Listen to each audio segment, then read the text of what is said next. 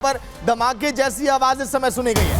जम्मू कश्मीर के शोपियां में धमाके जैसी आवाज। इस समय सेना का सर्च ऑपरेशन लगातार जारी है कि आखिर ये धमाका क्यों, इलाके के आसपास के लोग पूरी तरह से हिल उठे।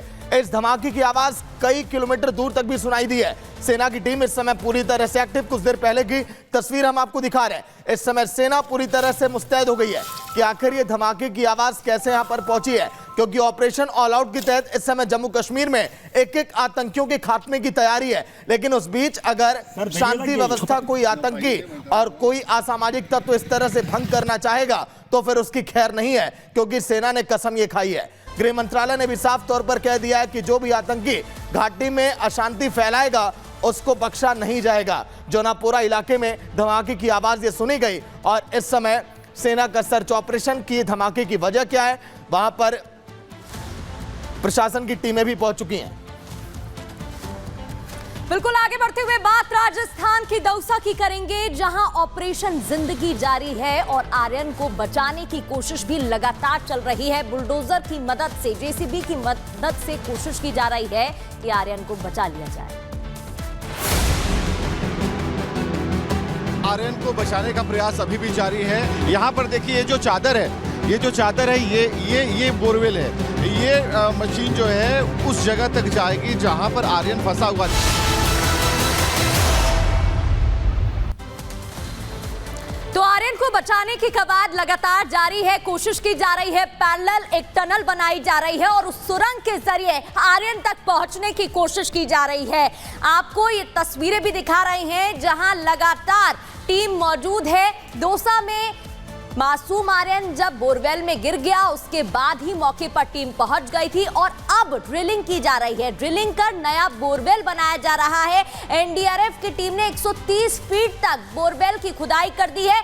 करीब 152 फीट तक खुदाई करनी है। नए बोरवेल में सुरंग को एनडीआरएफ की टीम काटेगी, जिससे कि आर्यन तक पहुंचा जा सके और जल्द से जल्द आर्यन को बचा लिया जाए। आर्यन की मूवमेंट पर नजर रखी जा रही है। इसके अलावा उससे कांटेक्ट करने की कोशिश की जा रही है। आर्यन के परिवार का रो रो कर बुरा हाल है।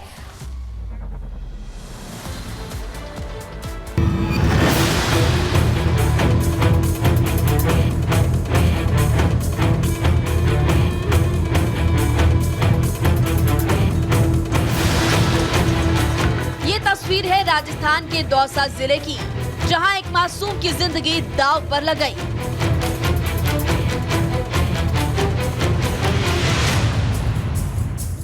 खेत में खेलते खेलते बच्चा अचानक 150 फीट गहरे बोरवेल में गिर गया।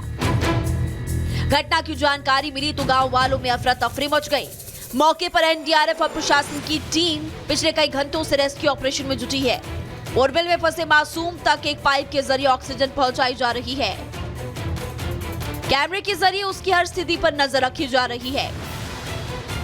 अभी हम उस जगह पर खड़े हैं जहां पर आर्यन को बचाने का प्रयास अभी भी जारी है। आप हमारे पीछे की जो तस्वीरें देख सकते हैं कि हर तरह के उपाय किए गए और एनडीआरएफ ने यहां मुस्तैदी के साथ काम किया। पैरेलल ड्रिलिंग चल रही है। यहाँ पर देखिए ये जो चादर है ये बोरवेल है और बोरवेल का जो मुंह है उसे ढका गया है। और ये बोरवेल का मुंह इसलिए ढक दिया गया क्योंकि इसी के मार्फत, इसी के जरिए कोशिश हो रही थी। और इसके ठीक 1 मीटर आगे, तकरीबन 2 मीटर आगे वो ड्रिलिंग का काम जारी है। मशीनें कल रात को ही मंगा ली गई थी। और यहाँ पर जो तस्वीरें आप देख पा रहे हैं, ये मशीन जो है उस जगह तक जाएगी जहाँ पर आर्यन फंसा हुआ, लेकिन ये पैरेलल होगा। दरअसल करीब 48 घंटों से मासूम जिंदगी की जंग लड़ रहा है। वो 150 फीट गहरे बोरवेल में जा गिरा है और एनडीआरएफ की टीम रेस्क्यू ऑपरेशन में जुटी हुई है और अब तक 130 फीट खुदाई हो चुकी है और करीब 152 फीट खुदाई करनी है। एनडीआरएफ के लिए बढ़ता वाटर लेवल चुनौती बन रहा है। फाइलिंग मशीन है, इसने अभी जो है 35 मीटर तक गड्ढा कर दिया है। इसमें हमको 47-48 मीटर की रिक्वायरमेंट है, तो ये अगले जो है 2 घंटे में जो है कंप्लीट खुदाई कर देगी। और साथ ही जो है इसके बाद केसिंग होगी और केसिंग के बाद फिर जो है हॉरिजॉन्टल अप्रोच करेंगे, तो उसमें जो समय लगेगा उसके लिए बाकी सब टीम लगी हुई है और लगातार काम जारी है। बच्चे के परिवार का हाल बेहाल है। माँ बाप की आंखों से आंसू थमने का नाम नहीं ले रहे हैं। गांव वालों ने भी प्रशासन से खुले बोरवेल को ढकने की मांग की है ताकि भविष्य में ऐसी घटनाओं से बचा जा सके। ये बोरवेल के ठीक पैरेलल होगा।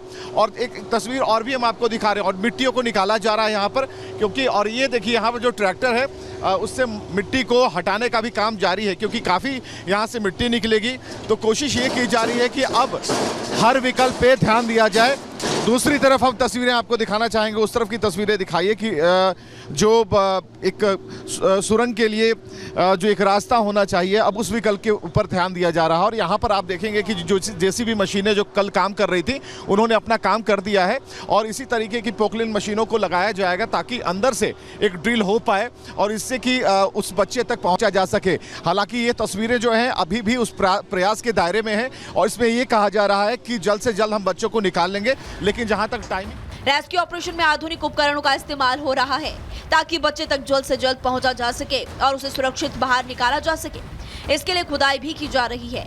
बोरवेल के ठीक बगल में एक खुदाई का काम जारी है। रेस्क्यू टीम ने समानांतर गड्ढा खोदने के लिए कई अर्थ मूवर्स और ट्रैक्टर्स को भी तैनात किया है। इसके साथ ही देसी जुगाड़ से फंदा डालकर भी प्रयास किए जा रहे हैं। बच्चे के हाथ में फंदा फंसाकर धीरे धीरे खींचा जाएगा। अधिकारियों की माने तो बच्चा 150 फीट पर फंसा है, जबकि खुदाई 90 फीट तक हुई है। इसके बाद 10 फीट की समानांतर टनल बनाई जाएगी ताकि बोरवेल तक पहुंचा जा सके। हालांकि इसमें अभी समय लगेगा। थोड़ी राहत की बात यह है कि बच्चे को अब देखा भी जा सकता है। फिलहाल सभी की दुआएं बच्चे के साथ है और उम्मीद है कि वो जल्द ही सुरक्षित बाहर आएगा। Bureau report, Republic Bharat. तो बोरवेल में मासूम की जिंदगी फंसी है लगभग पिछले 50 घंटों से। उतनी देर से विवेक भी लगातार ग्राउंड जीरो से अपडेट आप तक पहुंचा रहे हैं। विवेक, फिलहाल ताजा हालात कैसे हैं वहां पर? बिल्कुल ताज़ा हालात जो है अभी प्रयासों के घेरे में है, और हम सीधे कैमरा को पैन करते हैं। देखिए एक और प्रयास, ये 8वां प्रयास चल रहा है। एनडीआरएफ के जो लोग हैं वो बिल्कुल मुस्तैदी से लगे हैं। भाई जरा दिखाइए क्या, और जिस रिंग की बात हम कर रहे हैं, 1 मिनट, जिस रिंग की बात हम कर रहे हैं उस रिंग को भी हम दिखा रहे हैं। यहाँ पर अगर आप फोकस करें तो देखिए फिर से एक बार इस चूड़ी को, इस कड़ी को बांधा जा रहा है, जिसका जिक्र हम बराबर कर रहे हैं कि ये एक ऐसा उपाय है जो बार बार किया जा रहा है और पूरी तरीके से एनडीआरएफ को भरोसा है। और जो ये स्थानीय जो मैकेनिक हैं, ये बोर में अगर कोई चीज़ फंस जाती है तो उन्हें निकालने का काम करते हैं, लेकिन एनडीआरएफ के साथ ये लगातार डटे हुए हैं। 2 रात इन्होंने बराबर काम किया है, और जो भी यहाँ पर हमारे एसडीआरएफ और एनडीआरएफ के जवान हैं ये पीछे हटने को तैयार नहीं है। आगे बोरवेल पर काम जरूर होगा, बोरवेल अपने तरीके से काम करेगा, लेकिन ये इसे देखना जरूरी है, क्योंकि यहां पर अगर आप देखेंगे तो ये तस्वीर जो है, जो कड़ी बनाई जा रही है, उस बच्चे के हाथों तक इसे पहुंचाना है। और ये एक डिफिकल्ट टास्क है, देखने में आसान लगता है, लेकिन जब 15 सरिया एक साथ जाते हैं, उनका वजन होता है, और जैसे जैसे रात होती है ये सरिया ठंडी होने लगती है, तो यहां पर 2-3 ग्लव्स पकड़कर और भी सभी लोग एक एक हाथ लगाते हैं, और कई लोग एनडीआरएफ के हैं, आप देख पाएंगे। और इसे अब बांधना इतना आसान भी नहीं है कि आपने बांधा और हम और आप बांधे और ये काम हो गया। बहुत सलीके से इसको बांधा जाता है। शुक्रिया विवेक, पल-पल की अपडेट हम तक पहुंचाने के लिए। इस समय तस्वीरें आप देख पा रहे थे राजस्थान की दौसा की, जहां पर अभी भी रेस्क्यू ऑपरेशन का दौर जारी है। पूरे देश भर में दुआओं का दौर भी लगातार किया जा रहा है। एक छोटा सा ब्रेक, रिपब्लिक भारत पर खबरें लगातार जारी है।